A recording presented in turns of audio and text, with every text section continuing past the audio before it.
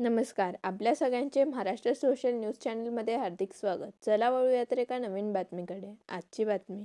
धुळे शहरातील अवैध धंदे आणि गुंडगिरीवर कायमस्वरूपी आळा घालण्यासाठी विशेष स्क्वॉड स्थापन करून कठोर कारवाई करावी, अशी मागणी युवासेना राज्य सहसचिव ॲडव्होकेट पंकज गोरे यांनी नाशिक परिक्षेत्राचे विशेष पोलीस महानिरीक्षक संजय येनपुरे यांच्याकडे निवेदनाद्वारे केली आहे. पोलीस महानिरीक्षक नाशिक विभाग येनपुरे साहेबांची काल आम्ही भेट घेतली.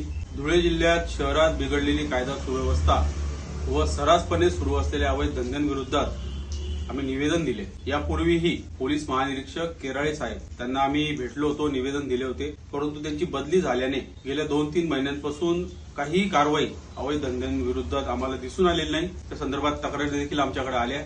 त्या तक्रारींचा आढावा घेत आम्ही पोलीस महासंचालकांची भेट घेतली. त्यांना धुळ्यातली सविस्तर परिस्थिती लक्षात आणून दिली.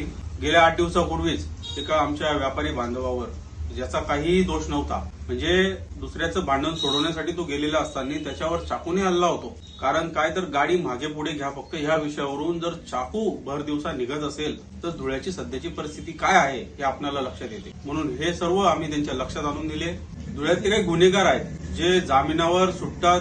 जामीन घेत असताना आम्ही समाजाला कोणतेही घातक कृत्य करणार नाही, समाजाला त्रास आमच्याकडून होणार नाही अशा पद्धतीने वचन देतात आणि बाहेर आल्यावर तेच पुन्हा राजकीय वरदहस्ताच्या साह्याने 2 नंबर धंदे करतात, सामान्य जनतेला धमकवतात, त्रास देतात.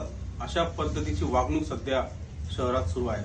काही गुन्हेगार हे सुधारतात, समाज कार्यक्रम करतात, त्यांचं आम्ही स्वागत करतो. पण काही जे माजलेले आहेत त्यांच्यामुळे समाजाची शांतता होत असते, शांतता ही बिघडत असते. त्यामुळे अशांवर कारवाई होणं खूप गरजेचं आहे. या संदर्भातच आज आम्ही पोलीस महानिरीक्षक येनपुरे साहेबांची भेट घेतली आणि आपण लवकरात लवकर ज्या पद्धतीने नाशिक जिल्हा कायद्याचा बालेकिल्ला हा उपक्रम राबवतात, त्याच धर्तीवर धुळे जिल्ह्यात देखील तो उपक्रम राबवावा आणि आपल्या मार्गदर्शनाखाली पोलीस महानिरीक्षक स्पेशल स्क्वॉड तयार करून धुळे शहरातील जिल्ह्यातील अवैध धंदे कायमस्वरूपीचे बंद करावे अशा पद्धतीची आम्ही त्यांच्याकडे मागणी केली असता त्यांनी आम्हाला आश्वासित केलं आहे की येणाऱ्या काळात आपल्याला त्या सर्व गुंडांसह अवैध धंद्यांवर कारवाई झालेली दिसेल. धन्यवाद.